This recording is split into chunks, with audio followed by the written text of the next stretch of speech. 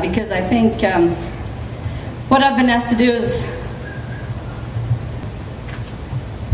going to be hard, so please bear with me.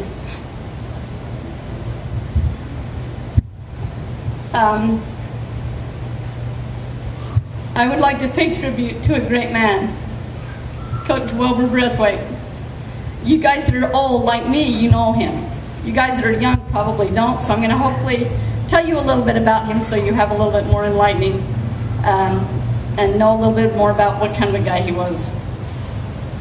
Today his funeral is happening right now, and it was hard for me not to be there, but maybe this will suffice some of that feeling. He has been recognized unbelievably, not only statewide, the Coaches Association in tennis, basketball coaches, but he's also been awarded national awards and recognitions from the state of Utah and the national organizations. In 1980, I began my career as a coach. And as I walked into Manti High School, Wilbur was there. About 3 hours later, I walked out of the gym with so much knowledge and so much advice, I was like, whoa, I didn't know where North Bear was. So he was helping me with a lot of stuff.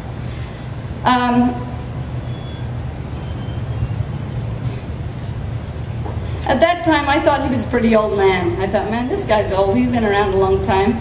But today, when I was thinking about it, I'm the same age as he was at that time, so I guess I'm an old woman. And some nights after 15-hour days, I feel that way. But anyway, it was a great experience to get to know him.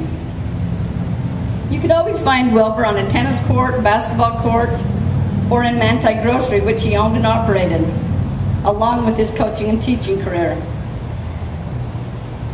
He was old-fashioned kind of coach. Winning was okay, but developing young boys and girls were the top of his priority. He would drive around town picking up anyone who could hold onto a tennis racket. And at the end of the tennis lesson, the winner received the same thing as the loser or the weakest player. A box of Cracker Jacks or whatever he could find at the store.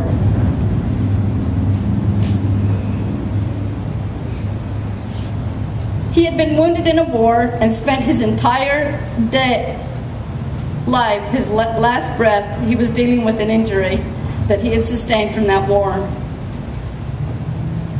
He was fighting for our freedom, and the American flag was one of the biggest things in his life. Since I was going to miss the funeral today, I stopped by Manti and spent several hours walking through the school, looking at banners, trophies, and pictures. I stopped by the Brathwaite House, which I've been at the last couple of years to see him. But the house hasn't changed since the 80s. It still looks the same. Because things in his life that were gotten from money meant nothing to Wilbur.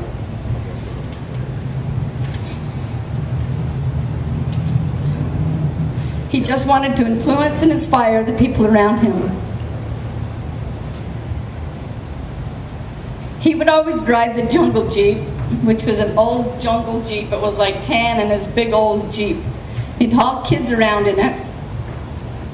Unless he had to take a lot of kids, then they rode in the antique station wagon. And you young people probably don't know what a station wagon is, but it's a van just smashed.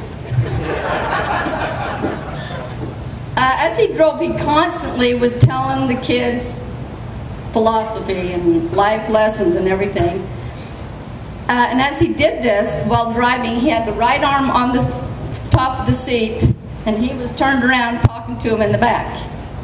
Which in Manti, that didn't matter because it was a small town and people just knew when the jungle Jeep was headed your way, you got out of the way. So it was okay, but when he headed north, I always said a little prayer that he would return with the kids okay. Because he loved talking, he loved giving advice.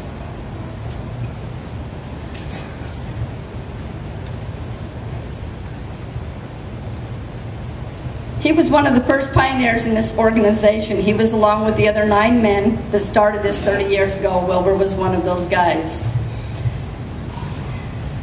And in 1989, when he retired, I was called to the office and asked to take over his position as athletic director at Springville High School. And it was an honor to be able to try to fill his shoes, which I never have gotten to, but I think he was about a size 15. But anyway, it was fun to take over that position. He had reached over 500 wins in basketball and so many region and state trophies in tennis that you can't count them. He spent his entire life teaching and coaching career at the same school with the same assistant coach most of those years, who was Glenn Goodwin.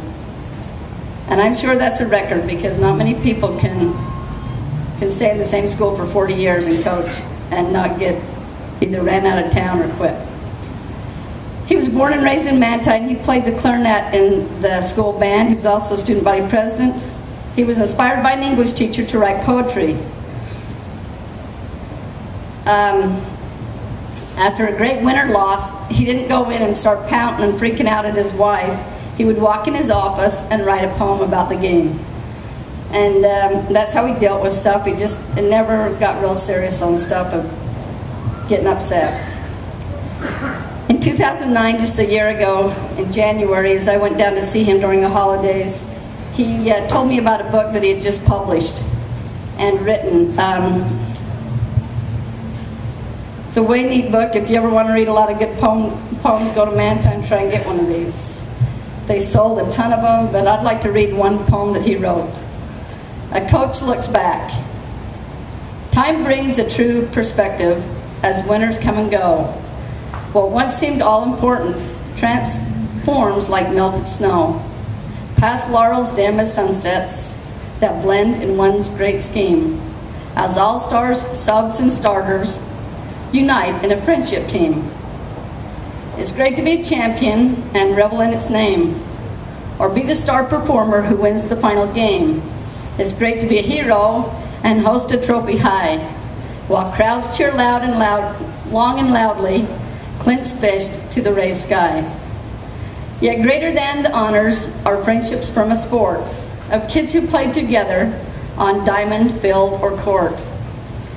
Gold trophies fade like sunsets to blend in one's great scheme of kids who played their hearts out to seek a childhood dream. And that's just one of the hundreds he wrote, but I wanted to share that with you because I thought it was way good and fits him to a T. At this time, I'd like to ask you to please give a moment of silence in his honor and for his dedication that he showed to the Athletic Association.